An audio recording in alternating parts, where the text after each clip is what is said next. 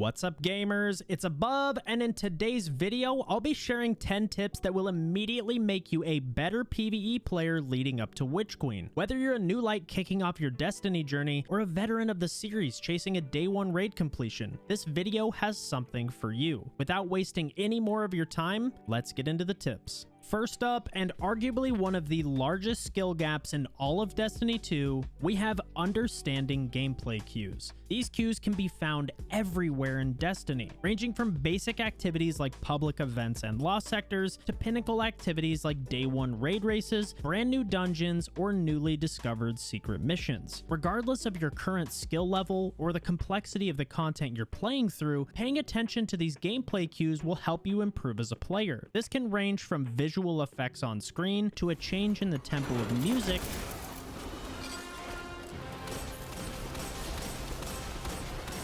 all the way to wipe screen text that may seem completely meaningless at first. In every level of Destiny, Bungie uses subtle clues to guide players towards a self-solve experience. They're not just gonna tell you what to do, they leave it up to the players to piece these puzzles together. The harder the activity, the more complex the mechanics will be, and enemies hit harder, which makes it difficult to focus on the task at hand. When you watch top players during day 1 raid races, pay attention to how little they talk about the ads and how much of their focus is on the environment around them. They make every attempt matter, aiming to absorb as much information about how the encounter works, or doesn't, before wiping. Ask yourself, when I perform X action, what happens? When the pace of the encounter changes, what caused it? This is something that comes with experience, but can absolutely be practiced by replaying existing endgame activities. You might just pick up on gameplay cues you missed the last time around. I also recommend using ad clear weapons and blinding grenades when trying to problem solve new encounters, because, after all, what good are DPS weapons if you're not actually getting to a damage phase? So, use weapons and utility that will keep you alive longer, allowing you to problem solve the encounters faster. And once you have an idea of how it all works,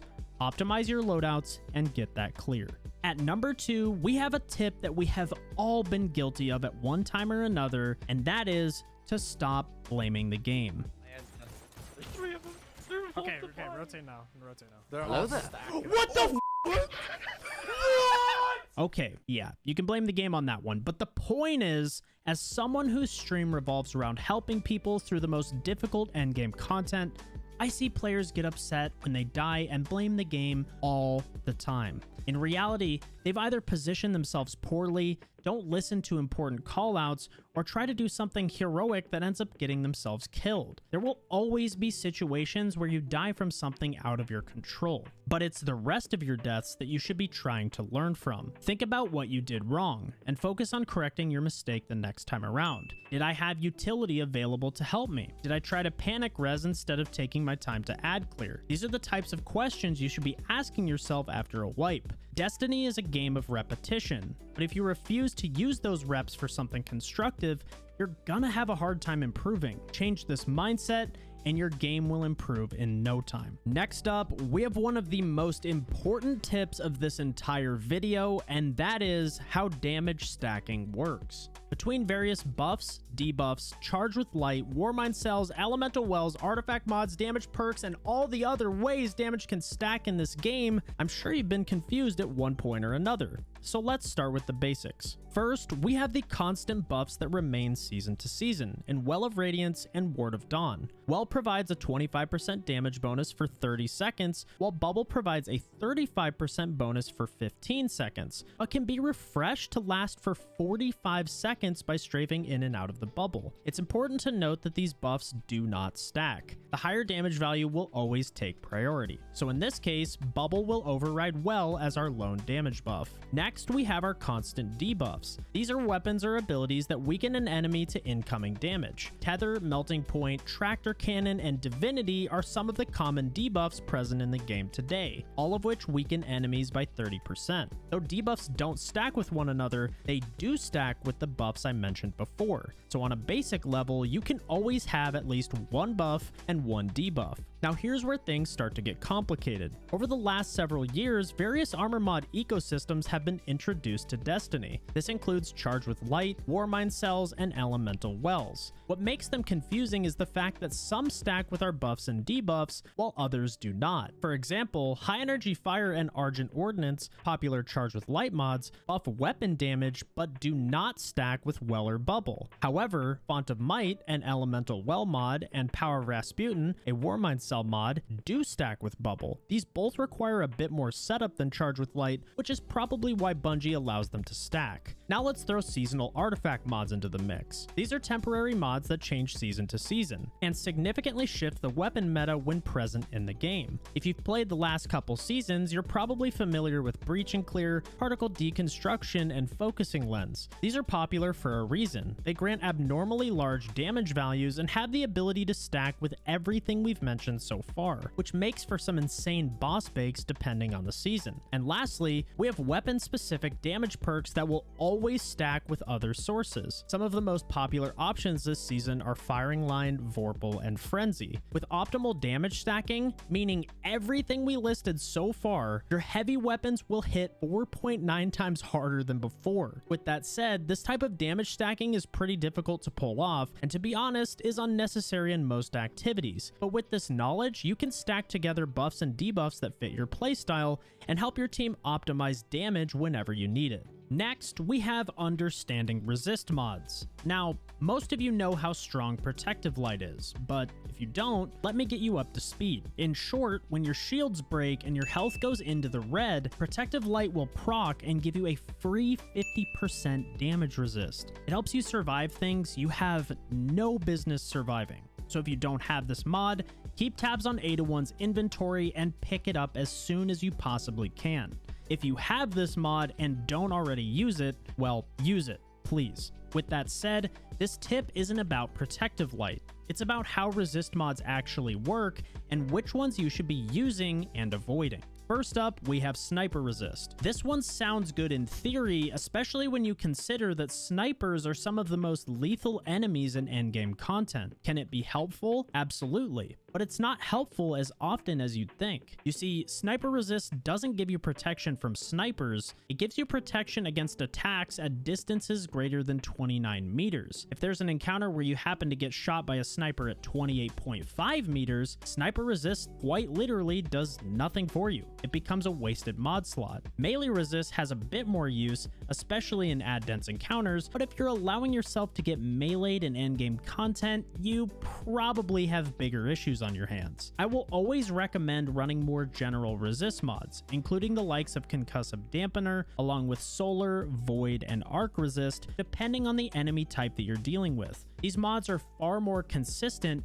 because they don't require such a specific condition to be met before working. For example, Concussive Dampener applies to any AoE damage, including grenades, splash damage from enemies like wizards and knights, fire attacks, and even boss stomp mechanics. As long as you're aware of the common damage types in a given activity, Arc, Solar, and Void Resist will work every time you get damaged by it. Using just one of these mods will grant you 25% damage resistance, and stacking a second one has diminishing returns, but still gives you additional benefits up to a whopping 40% reduction in damage. These all stack with mods like Protective Light, so if you're wondering why you're always getting one shot in endgame content, start using these mods and you'll be asking yourself that question far less often. Coming in at number 5, we have Identifying Boss Types. PVE is extremely broad, and boss mechanics can be vastly different in raids and dungeons than they are in activities like Grandmaster Nightfalls, secret missions, or seasonal activities. With raids and dungeons, you typically want to bake the boss as quickly as possible. The mechanics are heavy in the pre-DPS phase,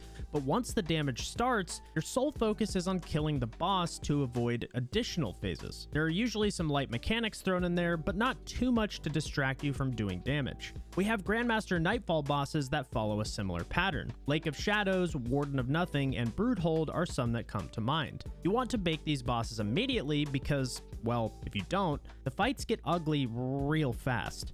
These encounters have ad spawns that are either on a timer or are triggered when the boss is relatively low health, and leaving the boss alive too long is usually a recipe for disaster. We also have the polar opposite to this, known as damage-gated bosses. Glassway, Scarlet Keep, and Hollowed Lair are perfect examples of this. Their health bars are divided into visible chunks, each of which has ad spawns or mechanics tied to it. But what people often miss are the micro health gates. These are spawn mechanics tied to the boss's health bar that you can't visibly see and usually catch teams off guard. For example, in the Hollowed Lair Grandmaster, ads actually spawn at each 10th of the Fanatic's health bar. These are sizable waves of enemies that alternate spawning on the right and left hand sides of the arena. Dealing with these two phases individually is manageable, but if you full send damage and instantly health gate the boss, these two spawns will overlap and the boss will tether you at the same time. This means you'll be floating helplessly towards the Fanatic with 20 plus ads shooting you. Yeah,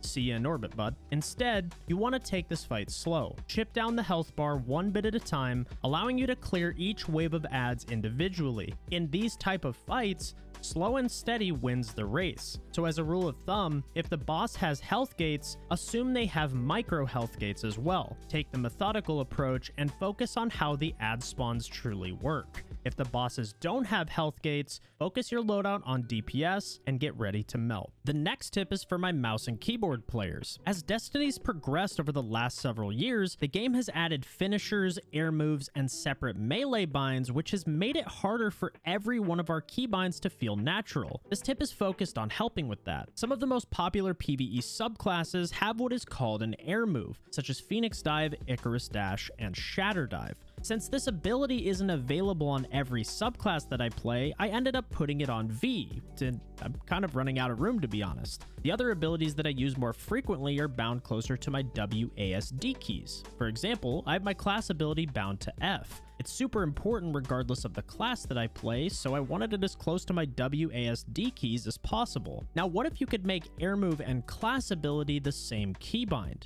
After all, you can't use them at the same time, so it kind of makes sense. This isn't something you can do in game, but is super easy to change if you really want to. If you plug the file path on screen into your PC's search bar, it will lead you directly to something called the CVARs file, which is a text document that houses your in-game settings. Right-click and hit edit, then simply scroll down until you see air move and class ability. Then edit the air move to match the class ability value below it. Save the document, reboot your game, and you should be good to go. Next up, we have Reposition to gain an advantage. Bungie develops every encounter with a specific flow in mind. They're designed linearly with a defined start and end point. But who says we have to follow the path that Bungie lays out for us? The intended route is often one met with the most resistance. After all, Bungie aims to make endgame content difficult because they know us players will refine strategies over time. Let's use Atheon as an example. When we first discovered that oracles needed to be broken in a specific order, Bungie intended to have conflicting callouts between the team in the throne room and the team that gets teleported into either Mars or Venus. However, players quickly countered this mechanic by repositioning themselves to match the point of view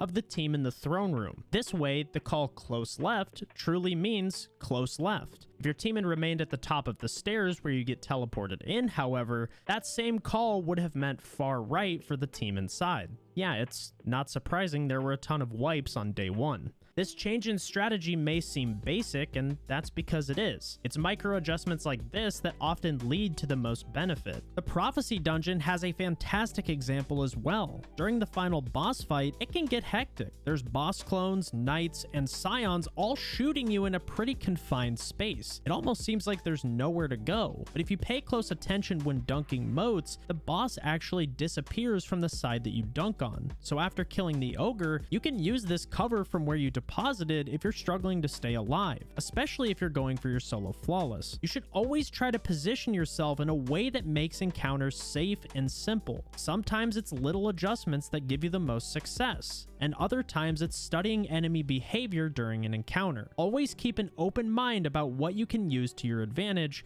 no matter the activity you're in. If you watch Destiny PvP content, you may have seen Shadow's video on the 40-60 rule. This is a brilliant name for a habit many of us have developed over time. So what is it exactly? This is positioning 101, where 40% of your screen is blocked by cover, while 60% of your screen is used for line of sight on your enemies. Shadow's video is definitely worth checking out if you haven't already. With that said, the 40-60 rule doesn't just apply to PvP. This is a positioning technique that you should develop to become second nature, something you do without thinking. The 40% provides an exit when your health is low, and gives you a much better chance of survival than playing in the open. With Destiny being a live service game, we play it so much that difficulties become more artificial in nature. Mechanics can only hold up for so long, so Bungie makes enemies hit abnormally hard to give us challenge and endgame content. This means you can easily get one shot, and you're left asking yourself, what?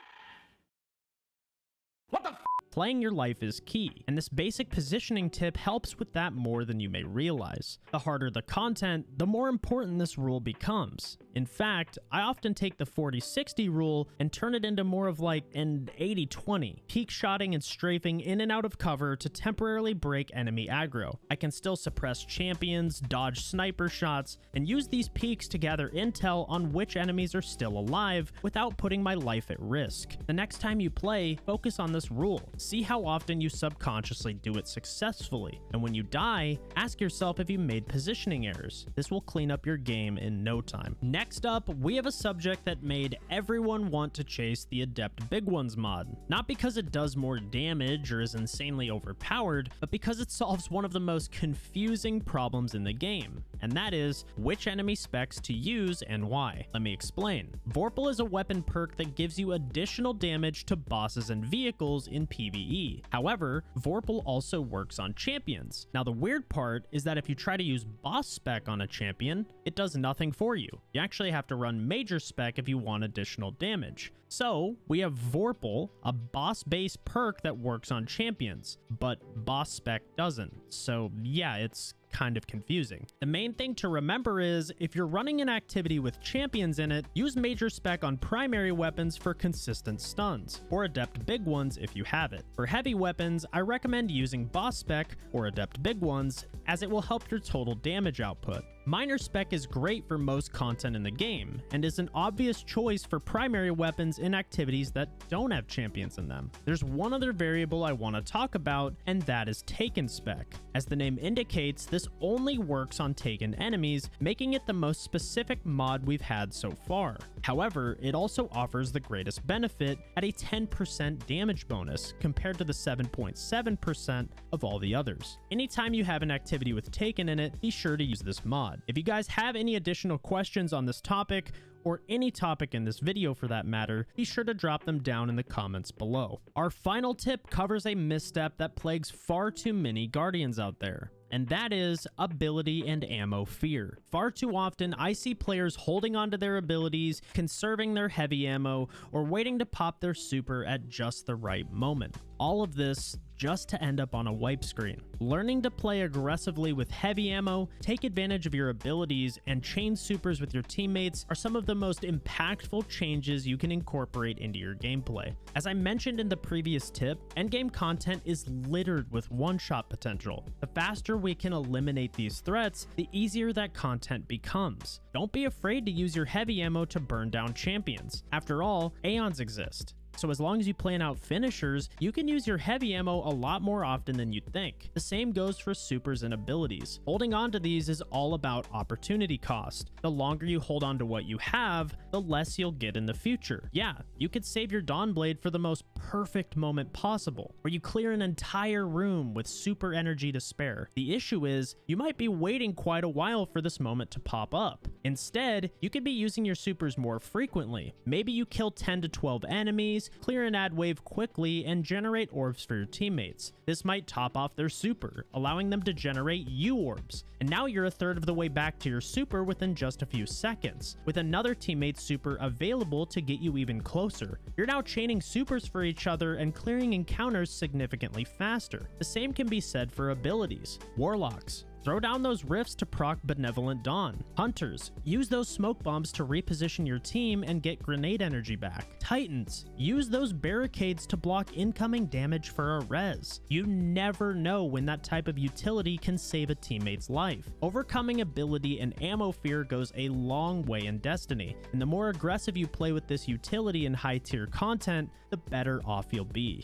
Well guys, that concludes my top 10 PvE tips to help you improve before Witch Queen. For those of you who made it this far, thank you so much for watching. I truly hope you found some value in what I provided today, and if you did, a like and subscription would mean a whole lot. With all of that said, I am above, and I'll see you next time. Peace!